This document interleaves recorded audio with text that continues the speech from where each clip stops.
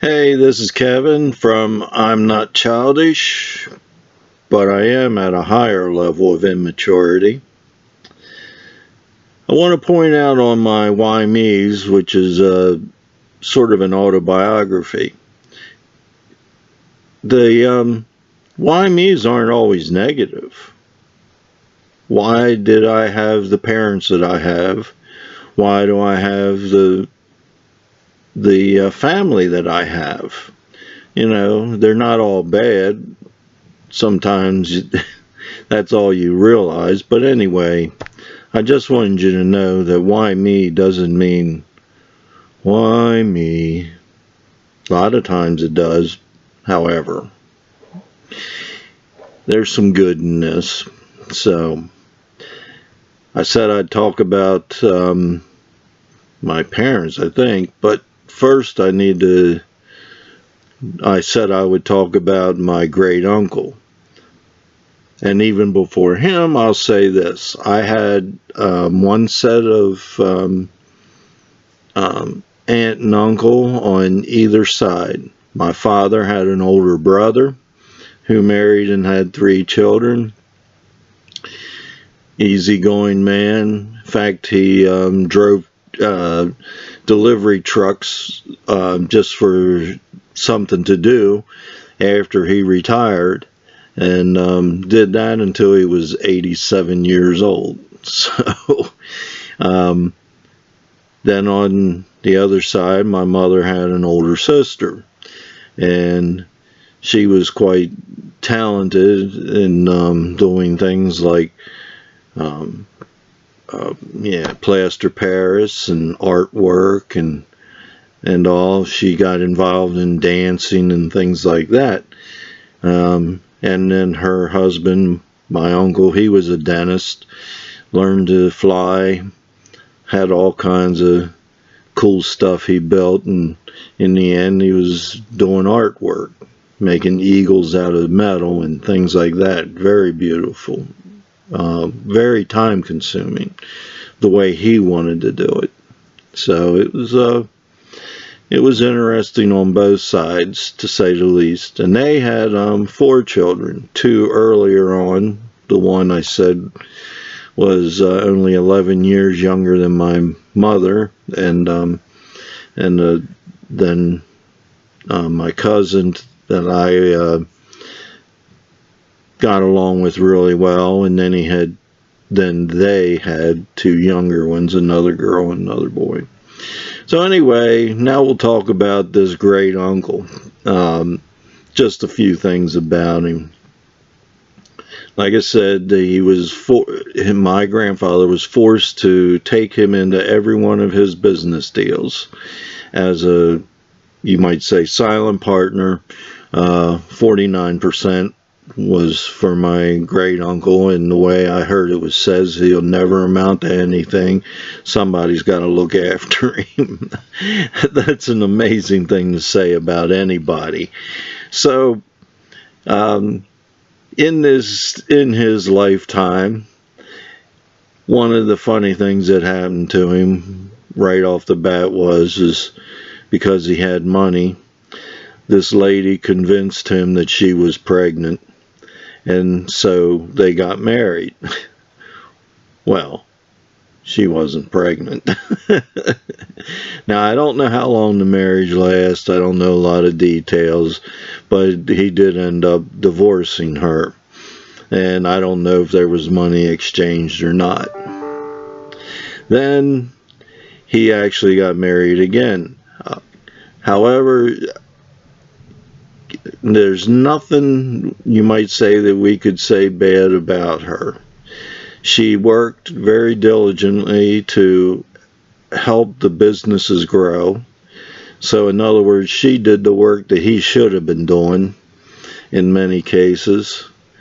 But it was funny, she had this one saying, first time for money, second time for love.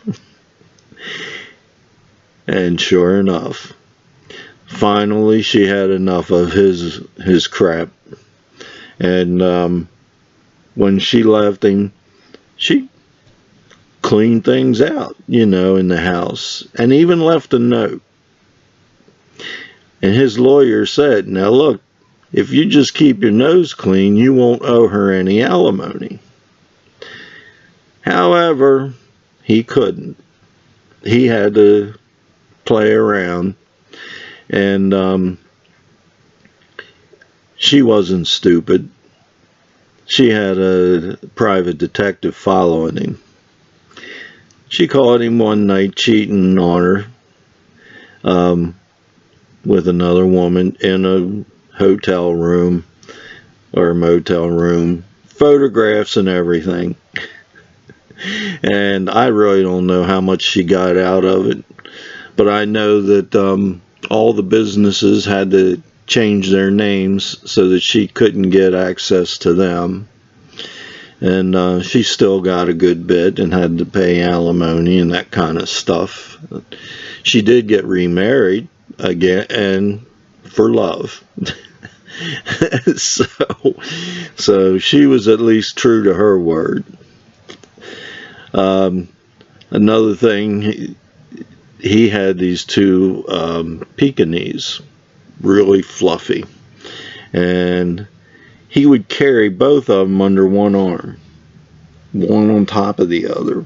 You wouldn't even know it was two of them sometimes because you couldn't see the faces that clearly. And he took them everywhere he went. He also had this big, huge cat.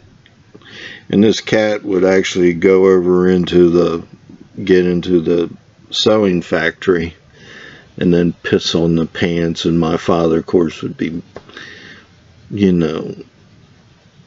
out of his mind because of it, because they were scrap, things like that. But one time, he liked to act like he was a high roller. He liked to gamble on the horses, and he liked to, so he would go where the sulky racing is. Maryland is a place for that. Florida and New York. So anyway, he lived in Maryland, and he flew up to New York for a night of gambling and all, and he took his two dogs with him. And the story goes that we had a limousine take him from the airport to the track. And when he got in the limousine on the way to go back to the airplane, he told the driver, he says, my dogs really didn't like that airplane ride. Why don't you just drive us home? So he ended up paying for a limousine to drive him from New York all the way to Maryland. And of course, I guess he had already paid for plane tickets, so he lost the money there. But I understand that the reason he did that is because he won really big. So those were the kind of things that he would get himself into. Never even thought about it. Oh yeah, and he was the Penguin too. I mean, the smoke, even though he had a long cigarette holder, the smoke would still float back by his eyes, so he's always squinting, and he actually sounded like the Penguin. So yeah, he was quite a character. Now there's, I'm sure, many more stories, but that's enough. So, well, let's see. Maybe I'll save my parents. Well, no, I'll do my brother and sister here. My brother was 2 years older than me. Looks quite a bit like me, or I look like him, whichever. For some reason, we didn't get along right from day one. He never wanted me around. He wasn't a stupid person, that's for sure. He actually was probably a lot smarter in school than I was. Book smart, whatever. He didn't really have to study. I didn't study, but it's because I just couldn't make myself, and I couldn't remember the stuff anyway. But he was always trying to make me mad, just to see what he just tried to irritate me all the time. And he never wanted me to be around him, like I said. And I think in one of my talks, I said the first time that we actually got along, or agreed on something, I should say, was when he started having to take me to the skating rink with him because he was driving. First time we got in the car, he says, "Now, I want you to remember this." He says, "I don't know you, and you don't know me." And I said, "Exactly." And that was it. When we would go in there, we never said 2 words to each other the whole time we were there. And I would just meet him out at the car when it was time to go home.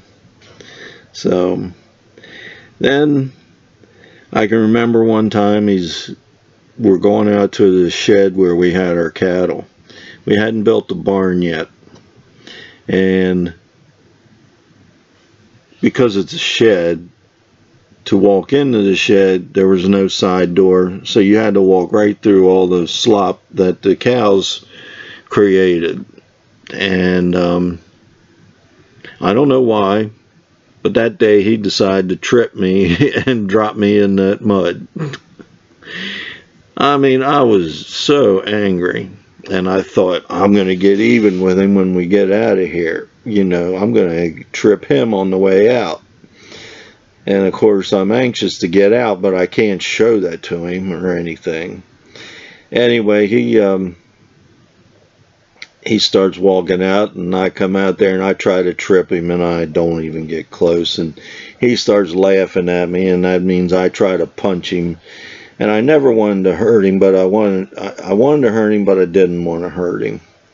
And so anyway, I tried to kick him. And he held his hand out to stop the kick, and I jammed his hand and snapped a bone back in his hand. Now, he didn't know it right away, but later on that night, the pain finally got to him, and so they had to take him to the hospital to have that bandaged up. I did feel sorry for that one.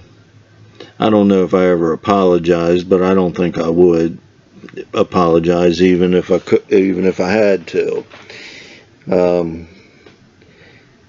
I know that I tried doing things for him and helping him out, and I'm going to say this is just my observation at this point. He actually was a lazy person.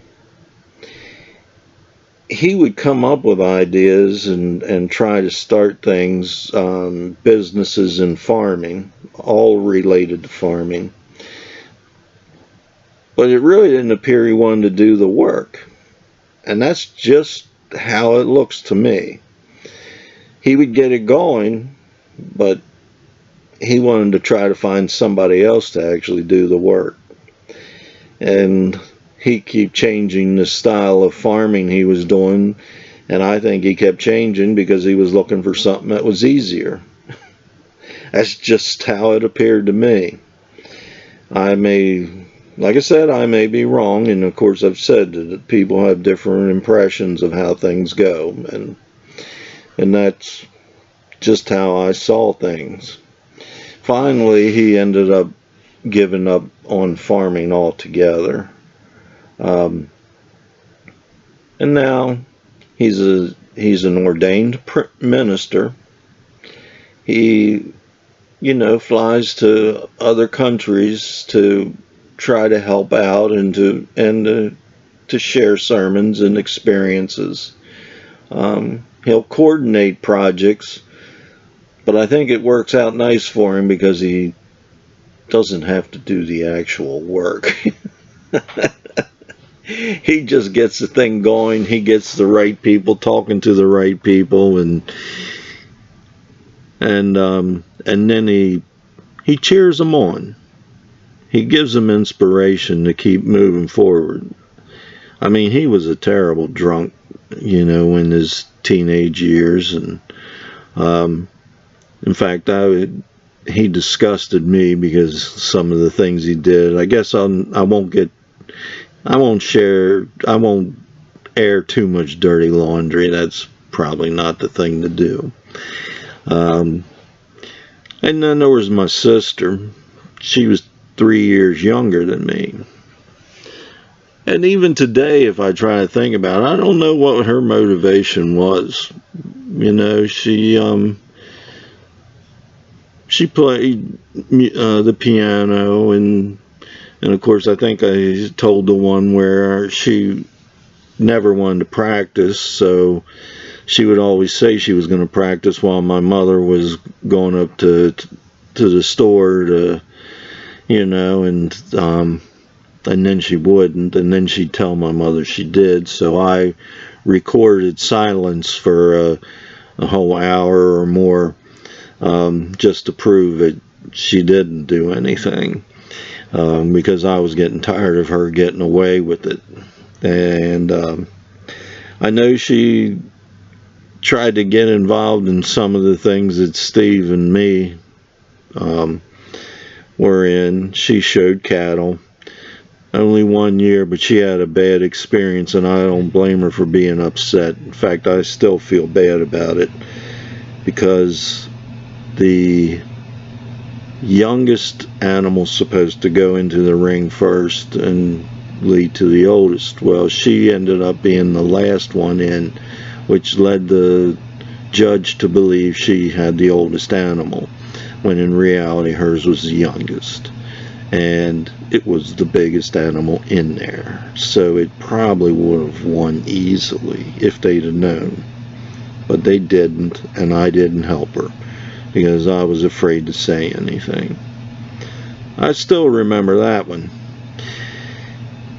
She, I also understand, disappointed in me because of some of my bad habits, and I don't remember if I've talked about that yet, but the time will come, I'll talk about it. She's married, she's had 3 children, she adopted one. Her husband is a friend of mine through the fact that we both like working on cars. And for some reason he had a respect for my work where, unlike other people, he seemed to see something in my work. And so anyway, she is a Christian, and helps church related groups and things like that. And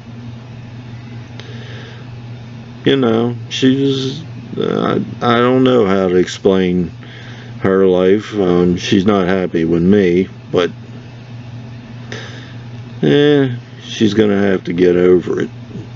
It's a little bit of her self-righteousness, I think. Something that she could probably work on, but I'm sure she is, actually. Alright, I'm gonna get out of here. I've already wasted too much time on this, and next time I'll discuss my mother and father, and then we'll go back to my college days. And thanks for watching. See you.